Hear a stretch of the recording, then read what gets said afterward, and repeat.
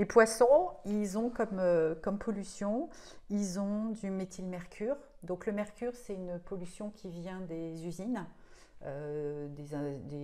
comment dire, des incinérations, des déchets, des usines, Ouais. etc. Ça part dans l'atmosphère, ça part dans les nuages, et puis après, ça va retomber dans les cours d'eau, ça va dans la mer, et là, il y a une petite transformation chimique qui se fait, et ça va devenir du méthylmercure. Et ce méthylmercure, il est mangé ensuite, enfin, il est dans la chaîne alimentaire. Dans les Et océans, dans les eaux, enfin dans les mers, dans les dans les océans. mers, donc du coup dans les planctons, puis dans ce que mangent les poissons, et les poissons qui se mangent les uns entre les autres. Donc plus un poisson a une chair grasse, plus il va garder du mercure en lui. Quels sont les poissons qui ont une chair grasse et auxquels il faudrait faire attention? Alors ceux qui sont en fin de chaîne alimentaire, c'est-à-dire ceux qui ont mangé tous les petits copains, ceux-là, il faut les limiter au maximum. On parle J'appelle le thon.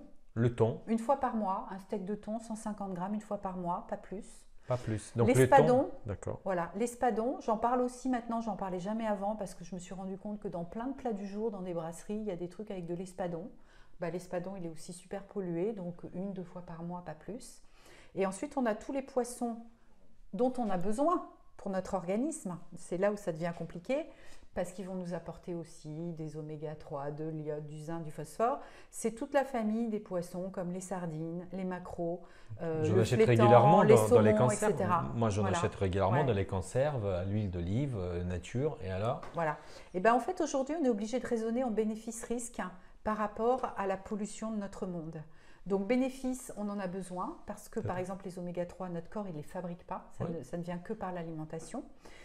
Et puis, tous les minéraux dont j'ai parlé, le zinc, l'iode, etc., ça sert à bien fonctionner, à faire fonctionner la thyroïde. Et le zinc, on en a beaucoup parlé avec le Covid parce que c'est important pour l'immunité, etc.